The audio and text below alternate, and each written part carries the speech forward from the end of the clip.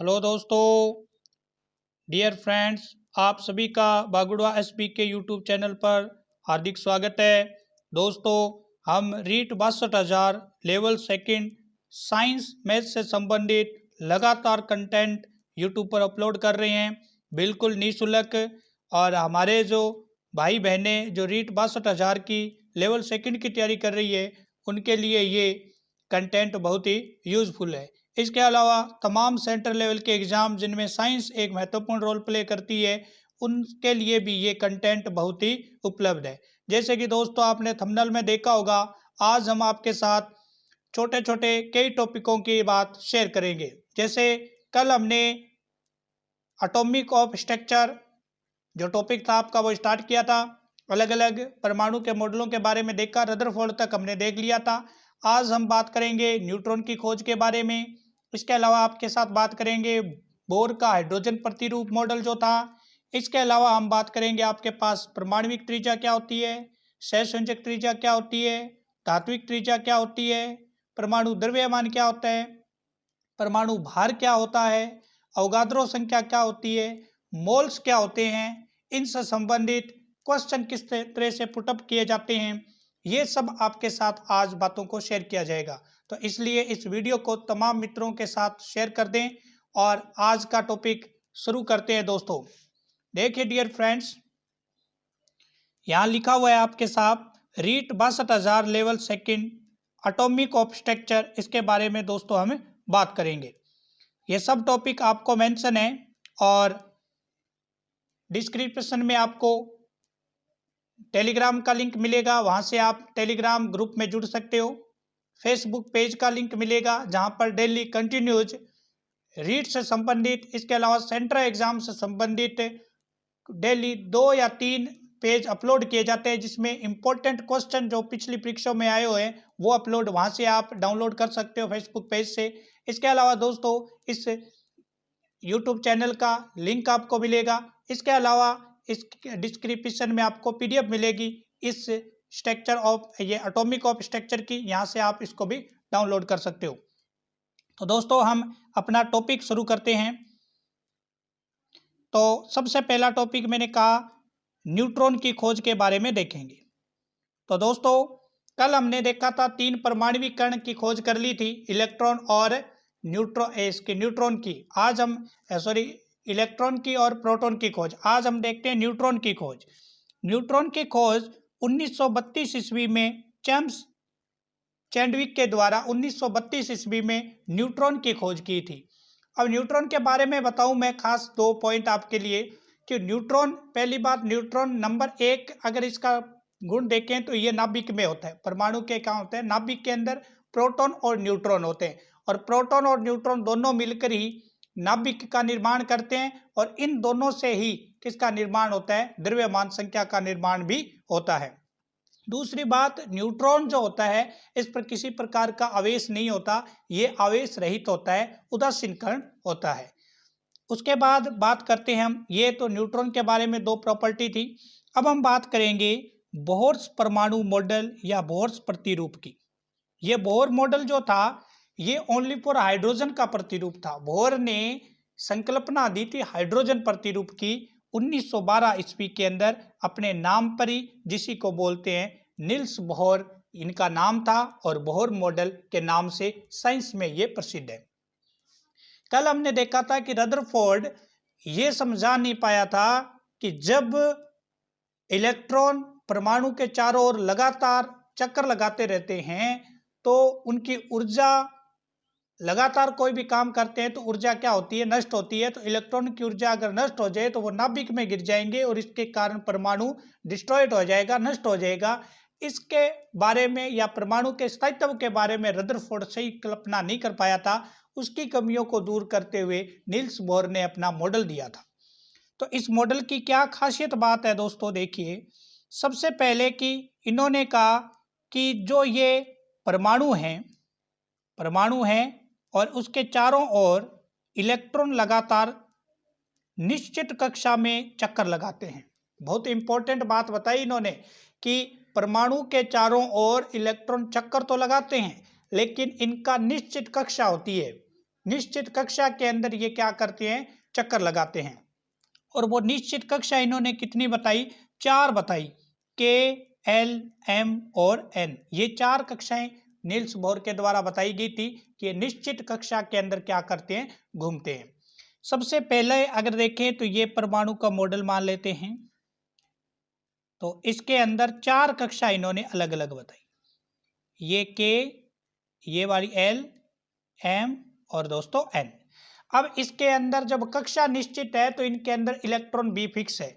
इन्होंने कहा कि कोई भी इलेक्ट्रॉन किसी कोश या कक्षक में जब गति करता है तो उसमें अधिकतम इलेक्ट्रॉन, अधिक से अधिक इलेक्ट्रॉन कितने हो सकते हैं, 2n की स्क्वायर। अधिक से अधिक इलेक्ट्रॉन हो सकते हैं दोस्तों 2n स्क्वायर, मतलब 2 और n की स्क्वायर। n का मान यहाँ क्या है, जो कोश है। अगर दोस्तों मान लो मेरे पास पहला कोश है तो n का मान मैं क्या रखूंगा, 1 रखूंगा। 1 यहाँ जब आप रखोगे तो 1 की स्क्वायर 1 और 2 से गुणा कर दोगे तो पहले कक्षक में कितने इलेक्ट्रॉन आएंगे, 2। अब मान लो दोस्तों मैंने n का मान 2 रख दिया, तो जैसे ही दोस्तों हम n का मान 2 रखेंगे तो यहाँ 2 की स्क्वायर कितनी हो जाएगी, 4, और 4 का 2 से गुणा कर दोगे कितना हो जाएगा, 8। जैसे 3 रखोगे तो 3 की स्क्वायर 9, 9 का 2 से गुणा करेंगे कितना हो जाएगा दोस्तों, 18। जैसे ही आप 4 रखोगे तो 4 की स्क्वायर 32 और 32 16, 16 को 2 से गुणा करोगे कितने हो जाएंगे, 32। तो इस तरह से इन्होंने 4 कोश बताए थे, के, एल, एम, जिसमें 2, 8, 2, 8, 18, 32 इस तरह से इलेक्ट्रॉन भरे जाते हैं। इसके अलावा उन्होंने कहा कि इन कक्षों में इलेक्ट्रॉन का जो कोणीय संवेग होता है वो h/2π या इसका गुणज होता है। क्या बताया इन्होंने कि इलेक्ट्रॉन जब इन कक्षों में चक्कर लगाते हैं तो इन इलेक्ट्रॉन का जो कोणीय संवेग होता है दोस्तों वो h/2π या इसका क्या होता है, गुणज होता है, जहां h एक प्लांक नियतांक है और m इलेक्ट्रॉन का द्रव्यमान है और v यहाँ क्या है, इलेक्ट्रॉन का वेग है, और r यहाँ कक्षक की क्या है, त्रिज्या। क्योंकि कोणीय संवेग का सूत्र होता है दोस्तों mvr इक्वल क्या हो जाएगा, h/2π। तो यहाँ m इलेक्ट्रॉन का द्रव्यमान, v यहाँ जो है वो वेग है और r यहाँ कक्षक की क्या है, त्रिज्या। इसके अलावा इन्होंने बहुत ही इंपॉर्टेंट तीसरी बात बताई कि ये जो ऊर्जा का लगातार इलेक्ट्रॉन चक्कर लगाते रहते हैं तो ये नाभिक में नहीं गिरते।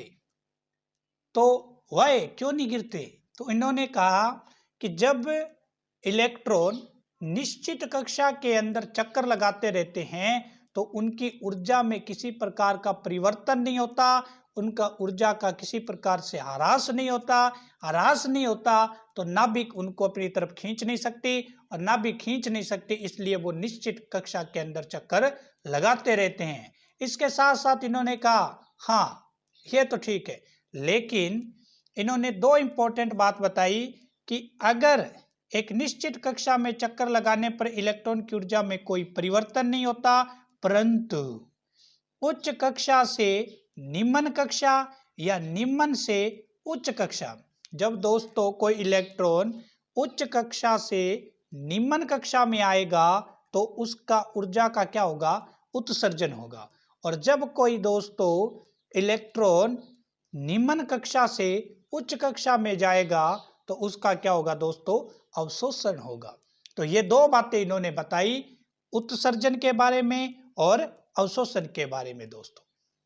तो ये हमने बात की आपके साथ बोर्स मॉडल की कि नील्स बोर ने 1912 में जो भी परमाणुिक मॉडलों में कमी थी उन सभी कमियों को निपटारा किया।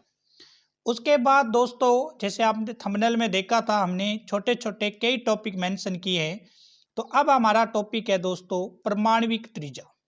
3 त्रिज्या के बारे में हम पढ़ेंगे कि परमाणुिक त्रिज्या क्या होती है, सहसंयोजक त्रिज्या क्या होती है और धात्विक त्रिज्या क्या होती है। तो परमाणुिक त्रिज्या का मतलब क्या है दोस्तों, ये मान लो आपका परमाणु है और ये आपका नाभिक है। इस नाभिक से यहां से लेके ये परमाणु का जो बाहर वाला कोश है, यहाँ के बीच की जो निश्चित दूरी होती है उसको बोलते हैं परमाणुिक त्रिज्या।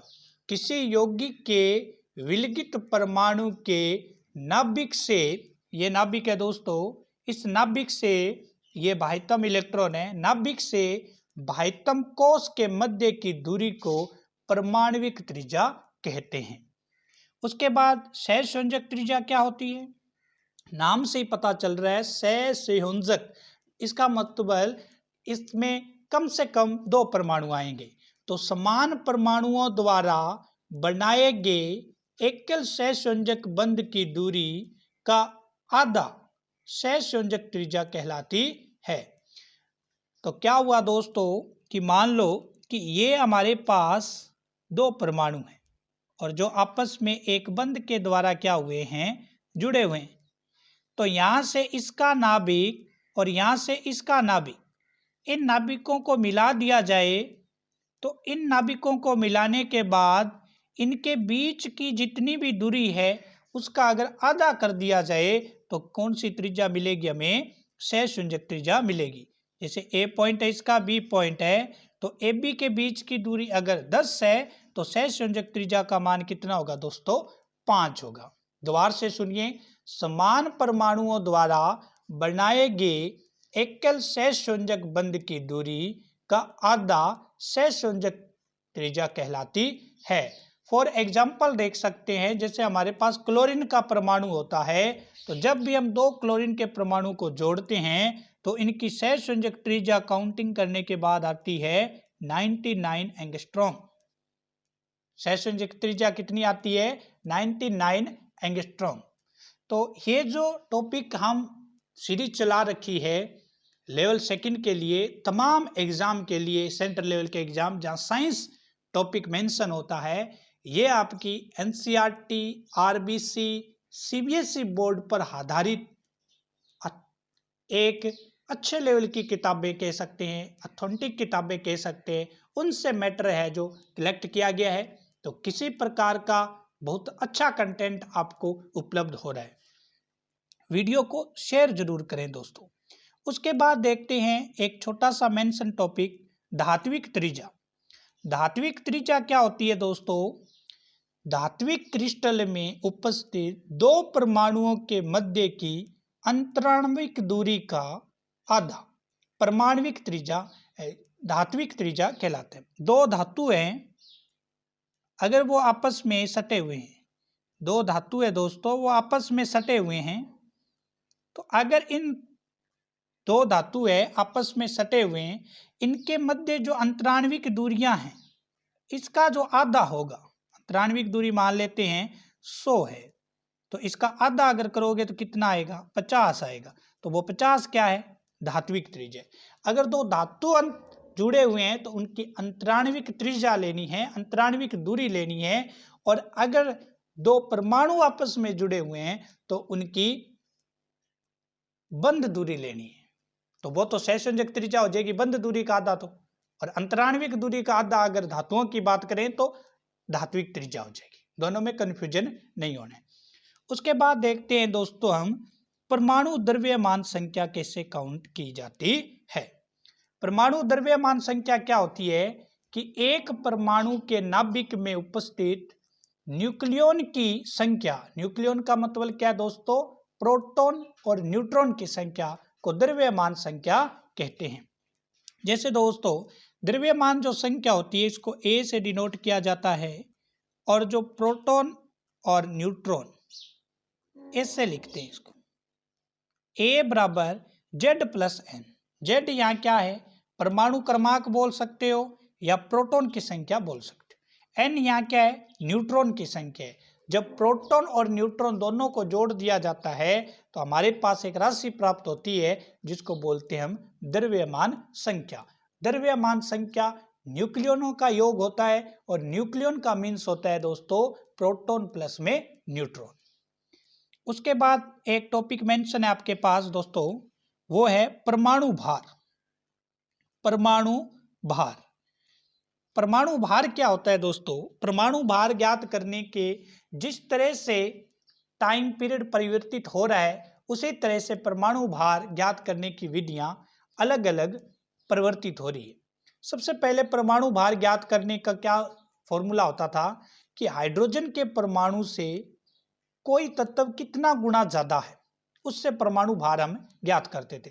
दोस्तों इन्होंने फिक्स कर रखा था पहले की, अगर मैं थोड़ा आपके साथ शेयर करूं बात, तो इन्होंने परमाणु भार फिक्स कर रखा था हाइड्रोजन का, इनको पता था 1.008 होता है। पहले ये क्या करते थे, अब मान लो जैसे भी किसी तत्व का परमाणु भार देखना है, हमें हीलियम का परमाणु भार देखना है, तो ये क्या करते थे, ये देखते थे कि ये जो हीलियम है हाइड्रोजन के कितने परमाणु भार, मतलब हाइड्रोजन के परमाणु भार को कितने से गुणा करें कि हीलियम का परमाणु भार आ जाए। तो पहले इस तरह से जैसे 2 से गुणा करते थे तो 2.008 आ जाता था, 18 आ जाता था। तो इस तरह से ये हीलियम का, लिथियम का परमाणु भार ज्ञात करते थे, किस विधि से, हाइड्रोजन के गुणा विधि से। उसके बाद 1961 के अंदर, कब दोस्तों, 1961 में कार्बन 12 समस्थानिक के भार के 12वें भाग को अंतरराष्ट्रीय स्तर पर मानक परमाणु भार द्रव्यमान इकाई के रूप में माना गया। 1961 के अंदर ये जो हाइड्रोजन से गुणा वाली प्रणाली थी उसको फिनिश कर दिया, खत्म कर दिया गया, और एक नई प्रणाली देखी गई कि कोई भी तत्व कार्बन 12 समस्थानिक के भार के 12वें भाग को अंतरराष्ट्रीय स्तर पर मानक परमाणु द्रव्यमान ज्ञात करने के लिए सुदृढ़ मान लिया गया। क्या होता है, इसके तहत हम कैसे ज्ञात करते हैं कि किसी भी तत्व का परमाणु भार कार्बन 12 समस्थानिक के 12वें भाग के सापेक्ष उस तत्व के सभी समस्थानिकों का औसत भार होता है। शायद आपको बात नहीं पता चली होगी, तो आपको सिंपल सा क्या ध्यान रखना है 1961 वाली कार्बन वाली विधि में कि तत्व के एक परमाणु का भार कितना है बटा में कार्बन 12 समस्थानिक का 12वां भाग। कैसे ज्ञात करते हैं, जो प्राचीन विधि चल रही है उसमें हम क्या करते थे दोस्तों, तत्व का परमाणु भार लेते थे, तत्व का क्या लिया, परमाणु भार, बटा में क्या किया, कार्बन 12 का 1/12वां भाग लेना है, कार्बन 12 का 1/12वां भाग लेना है, कार्बन 12 का जितना भी उसका 1/12 और तत्व का परमाणु भार, दोनों का अगर रेशो निकालेंगे तो सबसे बेस्ट परमाणु भार हमारे पास आ जाएगा। परमाणु भार को मेंशन करने की जो यूनिट है दोस्तों वो AMU है। क्या है दोस्तों, AMU है। क्या है दोस्तों, AMU है।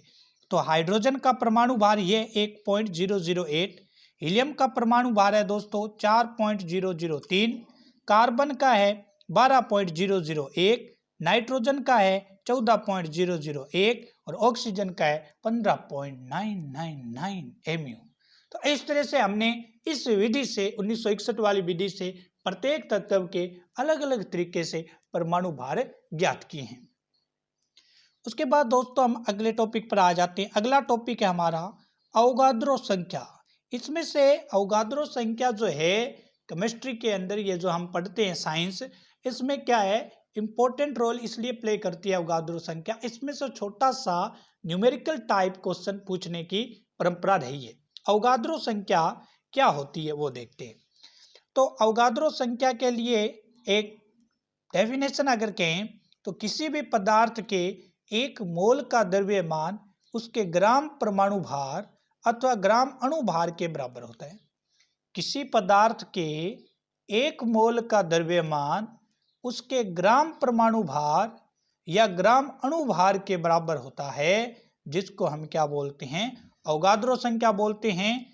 और इस अवोगाद्रो संख्या का जो वैल्यू है वो आप देख सकते हो यहाँ 6.0022 गुणा 10 की घात 23, ये अवोगाद्रो संख्या का मान होता है। मोल्स के लिए काउंटिंग की जाती है, एक मोल का पदार्थ का परमाणु उसका भार कितना होता है उसको मेंशन किया जाता है।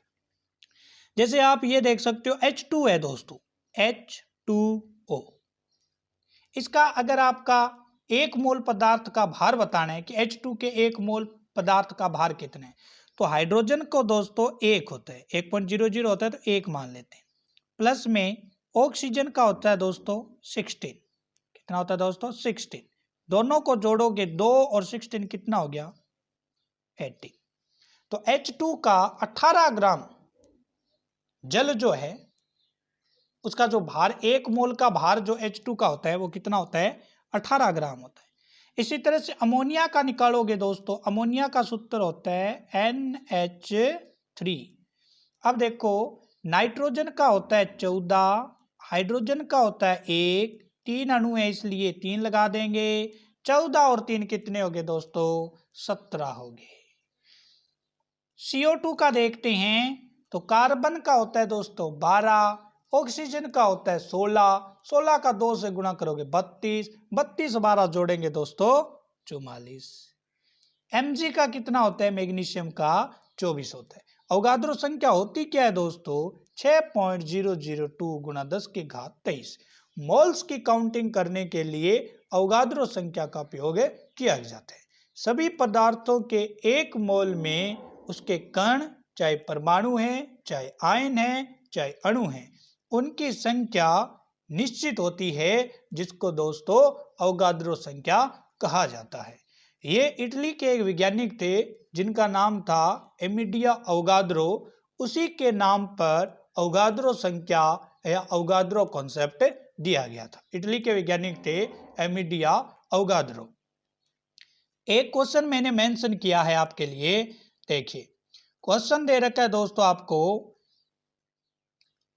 कि 2.5 ग्राम मोल्स ये ऑक्सीजन है तथा हाइड्रोजन परमाणु व जल के अणुओं की संख्या ज्ञात कीजिए। मतलब हाइड्रोजन और ऑक्सीजन के परमाणु व जल के अणुओं की संख्या हमें ज्ञात करनी है दोस्तों। कितने ग्राम की? 2.5 ग्राम। तो सबसे पहले हम देखते हैं, जल का सूत्र होता है H2O और H2 के 1 मोल्स में अवगाद्रो संख्या ये होती है दोस्तों, यहाँ 1 है दोस्तों, ठीक है 1, और ये जो सिंबल है घात के रूप में, मतलब 10 की घात 23। तो दोस्तों ये हमारे पास अवगाद्रो संख्या है। और दोस्तों हाइड्रोजन की अगर बात करें हम, H2O जल की बात करें, तो जल के अंदर 1 मोल्स के अंदर जल का 1 मोल लिया जाए तो ये संख्या आती है ये। और हमारे पास दोस्तों कितने मोल है? 2.5 मोल है, 2.5 मोल है। तो हम टोटल संख्या ज्ञात करने के लिए 2.5 का जो 1 मोल से जल का 6.022 गुणा 10 की घात 23 को गुणा करेंगे। गुणा करने पर दोस्तों आपके पास मान आएगा 15.54 गुणा 10 की घात 23।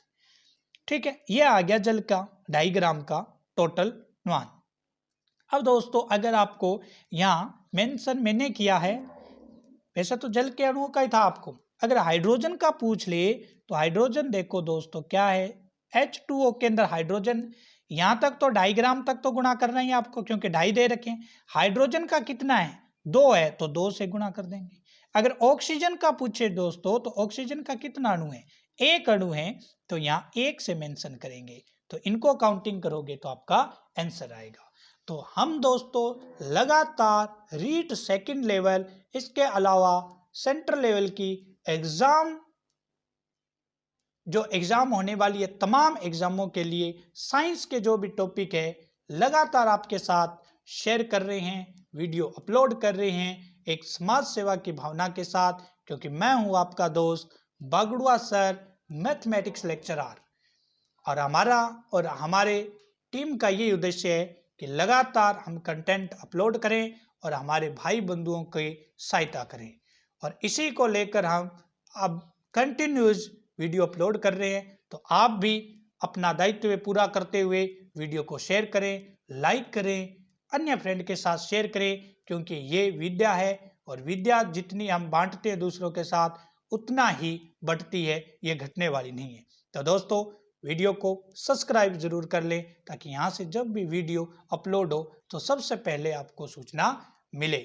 इसी तरह चैनल पर बने रहिए, कंटिन्यूस वीडियो देखते रहिए, और कल मिलते हैं हम अगले टॉपिक के साथ, एक अच्छे कंटेंट के साथ। तब तक के लिए जय हिंद, जय भारत दोस्तों।